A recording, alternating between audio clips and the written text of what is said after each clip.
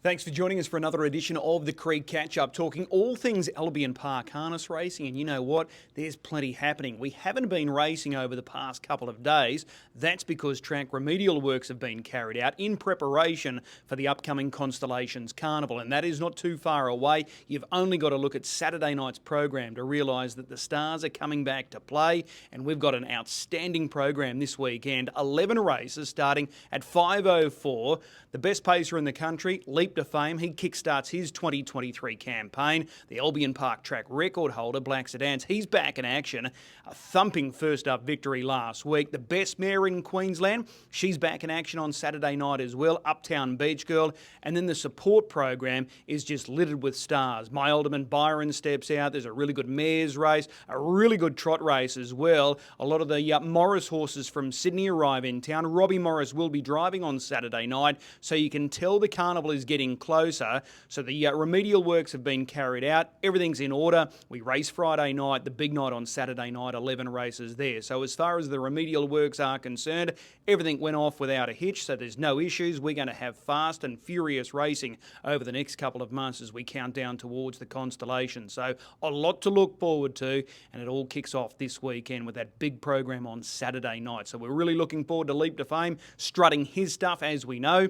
He's finally been picked up for the Eureka as far as a slot is concerned there. No surprise that owners Kevin and Kay Seymour are going with their star pacer, Leap to Fame. So he goes around in race number 7. The free-for-all with Black Sedans is race number 9. So they're two of the highlights this weekend.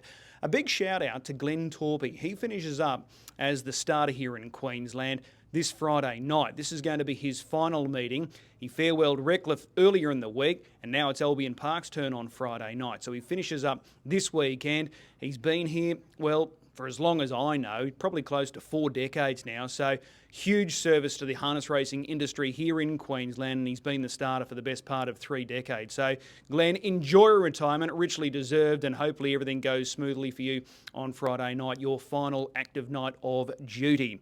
A big shout out to Gail Geese and Vic Frost. They've qualified a horse for next week's $100,000 feature at Newcastle. This is part of the TAB Championship Series. It's the Hunter Final, and Dr. Feelgood, following his really good second last week in the heat, he's qualified for the final, and if he runs top 2 in that final, he then goes to the real big final at Menangle in the coming week. So hopefully everything goes well there for Dr. Feelgood, Vic Frost, Gail Geese, and congratulations for qualifying him.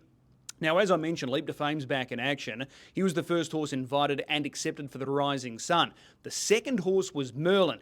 Now, he was expected to race on Friday night in the South Island of New Zealand in the big Group 1 Size Stakes final. He went around in the heat last week. He was beaten, finishing second, far from disgraced, after starting from a poor draw.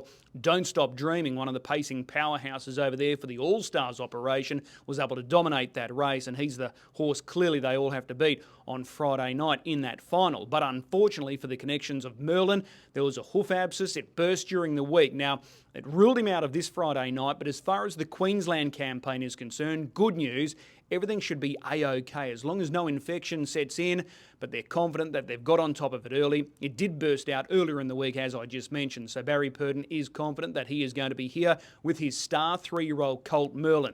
He was the second horse invited for the Rising Sun. He's going to hang around for the Queensland Derby. So it's been a long time since Barry Purdon campaigned here in Queensland. In fact, it was the 2001 Inter-Dominion Series here at the Creek. He had the likes of Holmes DG, Pick Me Pockets in the Pacing Series, and he had Mountain Gold going around in the Trotters Series as well. So it'd be great to see Barry Purdon, absolute living legend. He's one of the most iconic people in the sport, and he's an absolute gentleman to boot. So here's hoping that everything goes well with Merlin over the next couple of weeks. Speaking of the Rising Sun, wonderful to fly. This star mare from Perth steps out. She's up against the boys tonight or on Friday night in that APG 4-year-old final.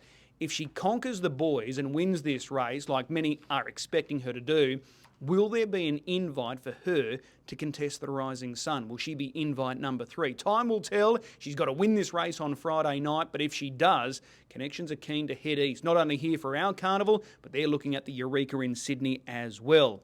Bollinger, another horse getting set for the Rising Sun. He strutted his stuff during the week again. His second trial got a little bit more serious. quick last half. He had a good blowout, so he'll keep improving. So watch out for him. Bollinger from Victoria, ex-All-Stars pacer. Another horse to keep an eye out for this weekend down in Sydney. There's a number of horses competing across that meeting that are likely to head to Brisbane. Lebowski, the very good mare for Brad Hewitt. She's had a couple of trials. She'll step out on Saturday night. Expensive Ego. He was set to run fresh up at Goulburn. That meeting was unfortunately postponed, so he's fresh up on Saturday night. And Rockin' with Attitude, the star 3-year-old trotting filly. She won the Oaks last week. She's the favourite to win the Derby. She's getting set for the Great Square. So there's a couple of Sydney horses to keep an eye out for. And from their trial session during the week, South Coast Arden was able to win another trial for JJ Farm, Paul and Gavin Fitzpatrick. So he's hoping he'll find his way to Brisbane to contest races like the Garrard Sunshine Sprint and also the Blacks Are Fake, the Grand Circuit event. Another horse that we've got to keep an eye out for is Neptune. This is a 3-year-old previously with Lincoln Farms in New Zealand. Ray Green over there. He's been sold and he's been purchased by connections of Robbie Morris. So he'll be starting at Albion Park in the next couple of weeks and he's going to get set for the Group 1 Queensland Derby. So look out for him. Full of Spirit is going to make her way to Queensland. She'll join the stables of Chantel Turpin and Pete McMullen.